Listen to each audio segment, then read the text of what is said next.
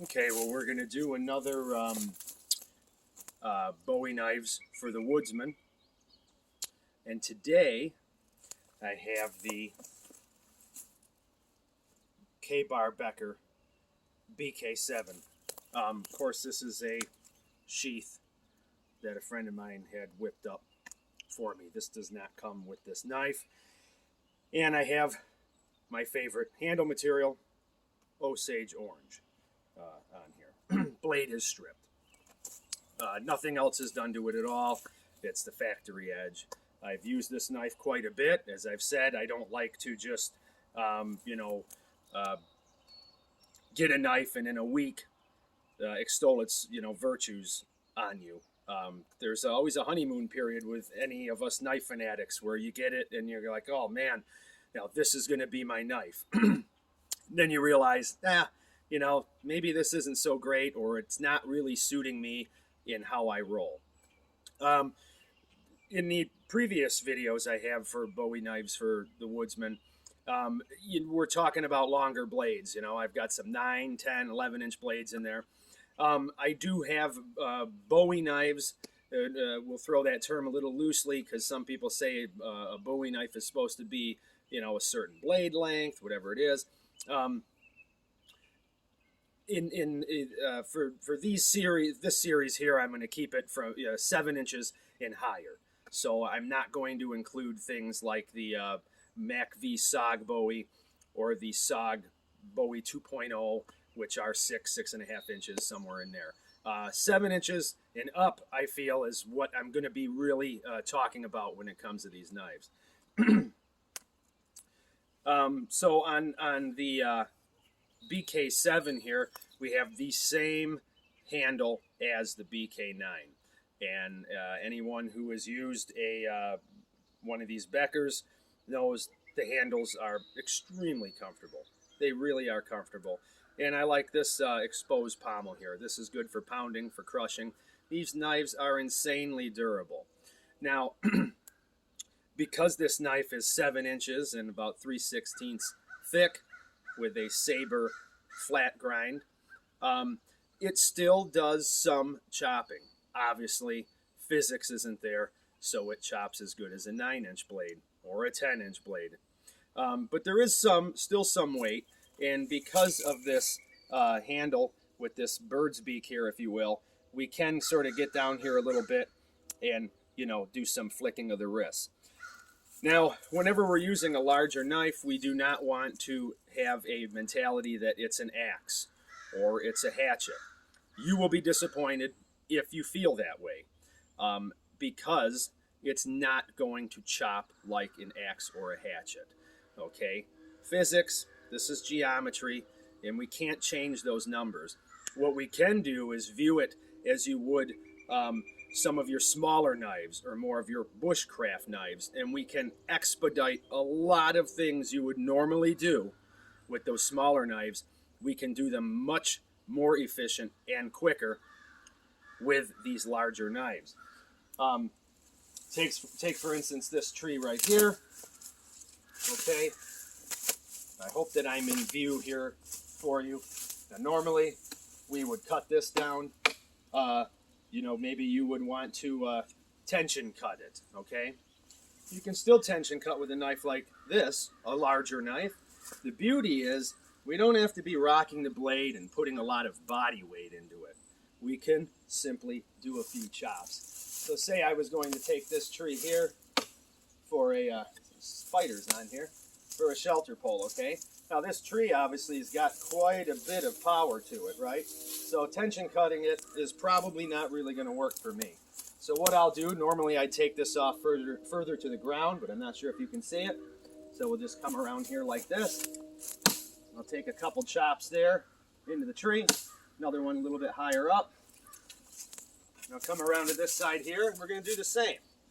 As I've said before, when you're chopping, make sure you're staying parallel. We're not bringing the tip forward, because if there is any, you miss or you go through whatever you're cutting, you have the potential to come towards yourself. All right, then we're going to do the same here. One there, one up a little bit higher. All right, And that should come right down there for us. No problems at all. So now here we're left with this here. So we just say that we're doing a shelter pull. Once again, you see, we're not really, putting a lot of work into processing this because we're using a bigger tool. And bigger tools obviously minimize some work. I'm gonna start to get a little bit of rain here, I see. So we're just going to delimb this here just to show some of the expedience involved. In this method here I've talked about numerously. I'm chopping behind me, right? All the chops are behind me, so if I do miss, we're not going to have an issue with coming back and striking ourselves. Very quick work, okay? Very quick work of a hardwood tree. Granted, it is living, but it's also good size, right? Oh, if we want to bring this down a little bit, right? Here's another method that I do like to utilize. Is just a few chops standing like this. Once again, we're not bringing the tip any more forward. We're keeping it like this. One strike. One strike.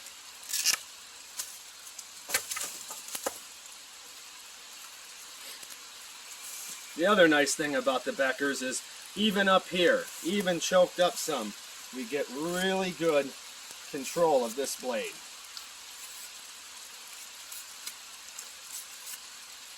Wonderful. And yeah, I really do have to say that these the Becker series, I love the 20-degree edge geometry there. It's wonderful. Really is wonderful. So just maybe so you can see what we're talking about here. Normally I would baton this in to make my stop cuts.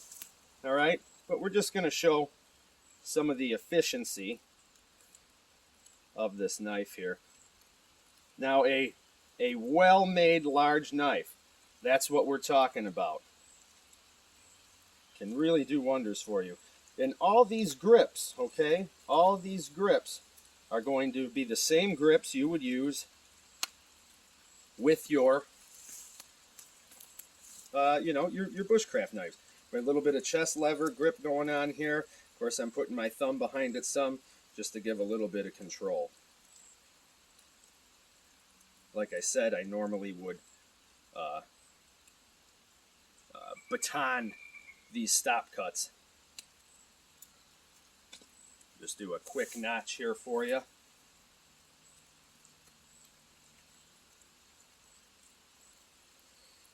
So the advantages of a knife like this, obviously, is we don't have as much weight to carry around as some of the larger Bowies that I've reviewed. We have more control over a knife like this, right? Because it's not so long. We have more control out at the tip. And it's a lot easier to carry. You know, it's not hanging down quite as far to where we might be kicking it with our heels if it's back a little further, going over, shin tangle, things like that. But still plenty big enough to do some of this stuff. Now, if you're considering feeding a night's fire with a knife like this, once again, you will be disappointed. That is not the nature of a large knife really in general. Now, with some of the maybe bigger ones, you can beaver chew your way around some stuff just to make it a little more manageable for the fire, and kick it, break it when you're about halfway through.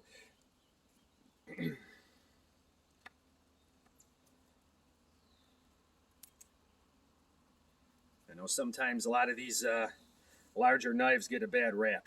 People feel that it's a Rambo complex or something. I don't think it has anything to do with that for a lot of us. I don't really look at a large knife as protection in the woods. I do carry a pistol or a long gun. To me, these are more you know, these are tools. And heavy tools minimize work. Now, of course, people will say, yeah, but think of the calories you burn walking in. Well, that's true too, but think of how much less calories you burn doing the work. So I guess it all evens out. Me, I'd rather, I think, huff a little bit more of the weight of the tool, which, let's be honest with you, I mean, a knife like this versus a full tang, woodlore style knife, I mean, what are we really talking? A quarter pound more? And I'm just throwing these numbers out there. But we're not really talking a lot more weight. So here we go. We've got a nice, notch just done into there. The knife obviously can generate a lot of power, and it is definitely a good slicer. Just having that flat grind on there, not a full flat grind, obviously, but it's a pretty high saber grind. Got a little knot there.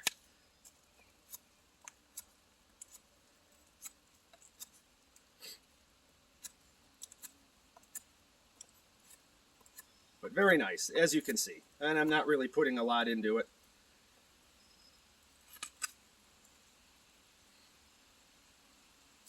Okay, well, stay tuned. We will have more of the BK7 Bowie knives for the Woodsman.